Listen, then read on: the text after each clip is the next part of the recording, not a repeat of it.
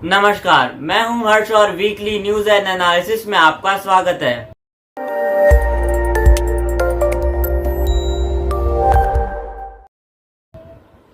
आज हम विश्लेषण करेंगे अफगानिस्तान के बारे में। अफगानिस्तान के हालात काफी खराब है और इसके पीछे वहां के आतंकवादी संगठन तालिबान का हाथ है। अफगानिस्तान की चुनी हुई सरकार के पास अब सिर्फ देश के 25% से भी कम हिस्से पर कंट्रोल रह गया है, जबकि वहां के आतंकवादी संगठन तालिबान ने वहां के 50% से भी ज्यादा हिस्से पर कब्जा कर लिया है। अफगानिस्तान में हालात इतनी तेजी से कैसे बदल गए, इसके पीछे क्या कारण है और इसका इंडिया पर क्या इम्पैक्ट होगा, यह हम आपको बताएंगे आज के इस वीडियो में।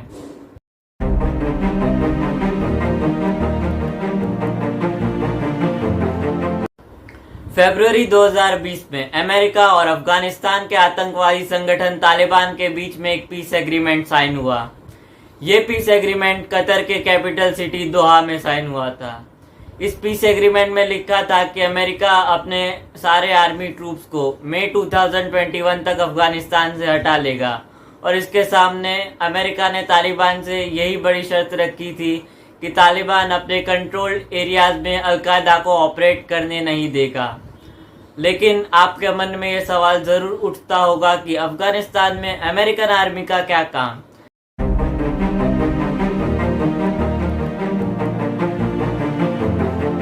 तो इस सवाल का जवाब जानने के लिए हम आपको समय में थोड़ा पीछे ले जाएंगे, जब 11 सितंबर 2001 को अमेरिका के न्यूयॉर्क के वर्ल्ड ट्रेड सेंटर पर एक टेररिस्ट अटैक हुआ था। इस टेररिस्ट अटैक के पीछे अफगानिस्तान के एक आतंकवादी संगठन अलकायदा का हाथ था। Holy shit! Holy shit! God.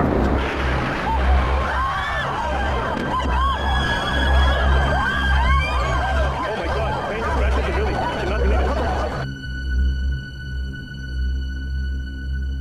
Look at the hole! Holy shit! It was a plane. Was that a plane? It's a 737 plane. That was suicide. That was terrorist. Yeah, it's oh, you know, right? I don't know, guy. Everything's fucked up. I just think God was on vacation. Al Qaeda का leader Osama bin Laden उस समय अफगानिस्तान से ही operate कर रहा था। तो Osama bin Laden को और अलकायदा को खत्म करने के लिए अमेरिका ने अपनी आर्मी को अफगानिस्तान में भेजा था। 9/11 हमले के ठीक 10 साल बाद ओसामा बिन लादेन को और अलकायदा को अफगानिस्तान से खत्म कर लिया गया। अमेरिकन आर्मी अफगानिस्तान को आतंकवाद से मुक्त करने के लिए अफगानिस्तान की मदद कर रही थी, लेकिन फरवरी 2020 के पीस एग्रीमेंट के बाद अमेरिकन आर्मी अब अमेरिका वापस जा रही है। अभी जुलाई 2021 चल रहा है और अमेरिका के 90% ट्रूप्स अमेरिका वापस जा चुके हैं। अमेरिका ने अपनी आर्मी को इतनी जल्दी वापस बुला लिया कि जो हथियार अफगानिस्तान की आर्मी को मिलने थे, जिसकी मदद से वो टेररिस्ट से लड़ते, वो हथियार अब अफगानिस्तान के आतंकवादी संगठन तालिबान को मिल चुके हैं, जिससे अब तालिबान पहले से भी ज्यादा ताकतवर हो गया है।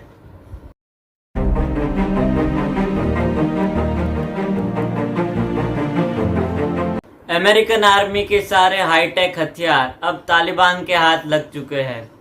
ये हथियार असल में अफगानिस्तान की आर्मी को मिलने थे, लेकिन अमेरिका की कुछ गलतियों की वजह से अब ये हथियार तालिबान के हाथ में जा चुके हैं। अब तालिबान अफगानिस्तान में कहर बरपा रहा है।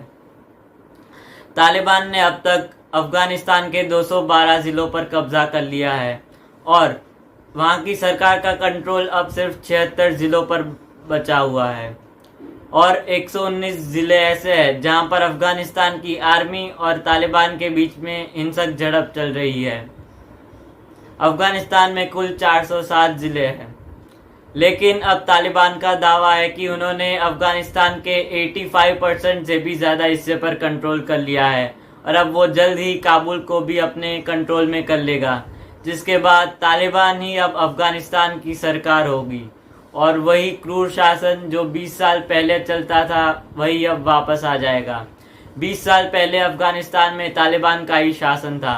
20 साल पहले मर्दों को बड़ी दाढ़ी रखना कंपलसरी था औरतों को मर्दों की परमिशन के बिना घर से बाहर निकलना अलाउड नहीं था और वहाँ लड़कियों को स्कूल जाना भी अलाउड नहीं था। यहाँ तक कि म्यूज़िक, टीवी और सिनेमा पर भी प्रतिबंध था। अब यही कानून वापस अफ़गानिस्तान में लागू हो जाएंगे, जिसके बाद अब अफ़गानिस्तान वापस एक आतंकवाद का सेंटर बन जाएगा। पाकिस्तान ने भी अब अपने आतंकवादी अफ़गानिस्तान ट्रेनिंग के लिए भेजना शुरू कर दिया है और तालिबान के कब्ज़े से पाकिस्तान काफ़ी खुश है, क्योंकि अब पाकिस्तान को आतंकवादी संगठन काफ़ी मदद करेंगे।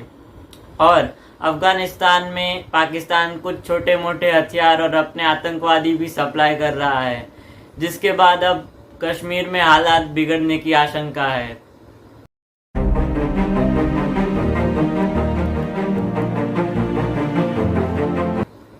अब तालिबान ने अफ़गानिस्तान के बॉर्डर एरियाज़ को पूरी तरीके से कंट्रोल कर लिया है। उसके बाद अब पीओके में आतंकवादी भेजना काफ़ी आसान होगा और उसके बाद पीओके से जो इंडियन कश्मीर है उसमें भी आतंकवादी हमले काफ़ी आसानी से होंगे। तो भारत को इसलिए काफ़ी तैयार रहना होगा।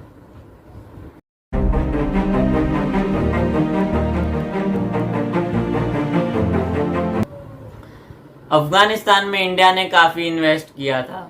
अफ़गानिस्तान में इंडिया ने 2500 करोड़ रुपए से ज़्यादा का इन्वेस्टमेंट किया था।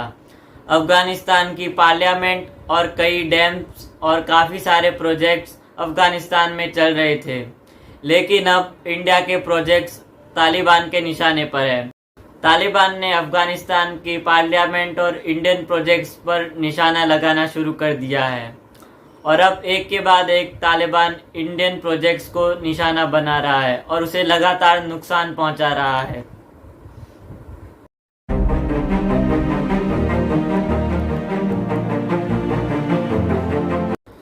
अफ़गानिस्तान के हालात इतने ख़राब है कि अब वहाँ के सैनिक अपने परिवार के साथ अफ़गानिस्तान से भागकर वहाँ के पड़ोसी देश तजिकिस्तान और तुर्कमेनिस्तान में शरण ले रहे हैं। तजिकिस्तान की ऑफिशियल रिपोर्ट्स के मुताबिक अब तक अफ़गानिस्तान के 1000 से ज़्यादा सैनिक और उनके परिवार तजिकिस्तान में शरण ले चुके हैं। इस समय तुर्कमेनिस्तान में शंघाई कॉरपोरेशन ऑर्गेनाइजेशन की एक समिट चल रही है, जिसका इंडिया और अफ़गानिस्तान दोनों एक हिस्सा है। अफ़गानिस्तान के प्रेसिडेंट अशरफ गनी भी वहाँ मौजूद है और इंडिया के फॉरेन मिनिस्टर एस जयशंकर भी मौजूद है। दोनों ने एक मीटिंग की, जिसके बाद एस जयशंकर ने बताया कि वहाँ के प्रेसिडेंट अशरफ गनी ने इंडिया से मदद मांगी है और उन्होंने कहा है कि अफ़गानिस्तान को इंडिया की ज़रूरत है, जिसकी मदद से अब तालिबान से वो फाइट कर सके। अफ़गानिस्तान के प्रेसिडेंट अशरफ गनी के साथ मीटिंग के बाद इंडिया के फॉरेन मिनिस्टर एस जयशंकर ने ट्वीट कर बताया कि उन्होंने इंडिया से मदद मांगी है और वो इंडिया से मिलिट्री सपोर्ट चाहते हैं। इंडिया के फॉरेन मिनिस्टर एस जयशंकर ने ये वादा किया है कि इंडिया अफ़गानिस्तान की मदद ज़रूर करेगा। वीडियो देखने के लिए धन्यवाद। अगर इन्फॉर्मेशन अच्छी लगे और वीडियो पसंद आए तो वीडियो को लाइक करें, शेयर करें और चैनल को सब्सक्राइब करें। धन्यवाद।